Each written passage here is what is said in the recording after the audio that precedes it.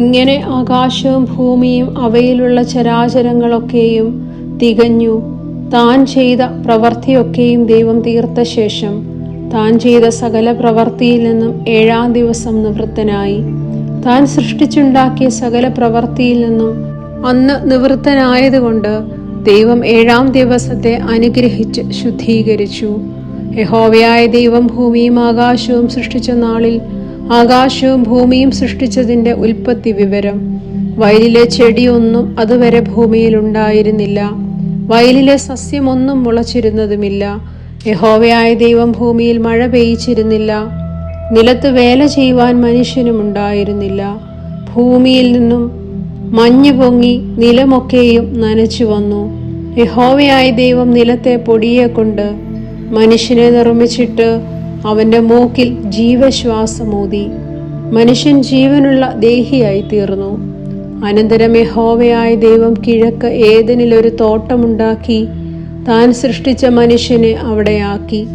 കാൺമാൻ ഭംഗിയുള്ളതും തിന്മാൻ നല്ല ഫലമുള്ളതുമായ ഓരോ വൃക്ഷവും, തോട്ടത്തിന്റെ നടുവിൽ ജീവവൃക്ഷവും നന്മ തിന്മകളെ കുറിച്ചുള്ള അറിവിന്റെ വൃക്ഷവും യഹോവയായ ദൈവം നിലത്ത് നിന്നും മുളപ്പിച്ചു. തോട്ടം നനപ്പാൻ ഒരു നദി ഏദനിൽ നിന്നും പുറപ്പെട്ടു.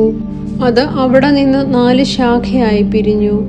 ഒന്നാമത്തേതിന് പീശോൻ എന്ന് പേർ. അത് ഹവീല ദേശമൊക്കെയും ചുറ്റുന്നു. അവിടെ പൊന്നുണ്ട്, ആ ദേശത്തിലെ പൊന്ന് മേൽത്തരമാകുന്നു. അവിടെ ഗുൽഗുലുവും ഗോമേധകവുമുണ്ട്. 2-ാം നദിക്ക് ഗീഹോൻ എന്ന് പേർ. അത് കൂശ് ദേശമൊക്കെയും ചുറ്റുന്നു.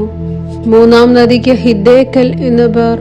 അത് അശൂരിന് കിഴക്കോട്ട് ഒഴുകുന്നു. 4-ാം നദി ഫ്രാത്ത ആകുന്നു.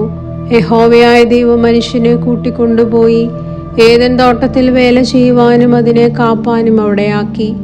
യഹോവയായ ദൈവം മനുഷ്യനോട് കൽപ്പിച്ചത് എന്തെന്നാൽ, തോട്ടത്തിലെ സകല വൃക്ഷങ്ങളുടെയും ഫലം നിനക്ക് ഇഷ്ടം പോലെ തിന്നാം, എന്നാൽ നന്മ തിന്മകളെ കുറിച്ചുള്ള അറിവിന്റെ വൃക്ഷത്തിൻ ഫലം തിന്നരുത്, തിന്നുന്ന നാളിൽ നീ മരിക്കും.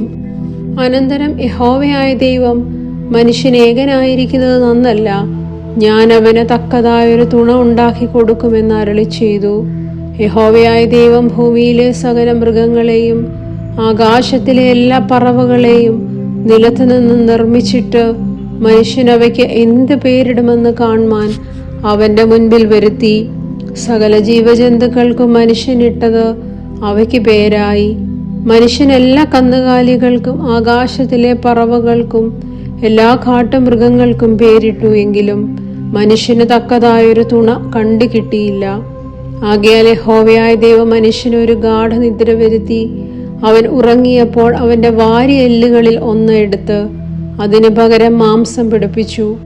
യഹോവയായ ദൈവം മനുഷ്യനിൽ നിന്നും എടുത്ത വാരിയ എല്ലിനെ ഒരു സ്ത്രീയാക്കി അവളെ മനുഷ്യന്റെ അടുക്കൽ കൊണ്ടുവന്നു. അപ്പോൾ മനുഷ്യൻ, ഇത് ഇപ്പോൾ എൻ്റെ അസ്ഥിയിൽ നിന്നും അസ്ഥിയും എൻ്റെ മാംസത്തിൽ നിന്നും മാംസവുമാകുന്നു.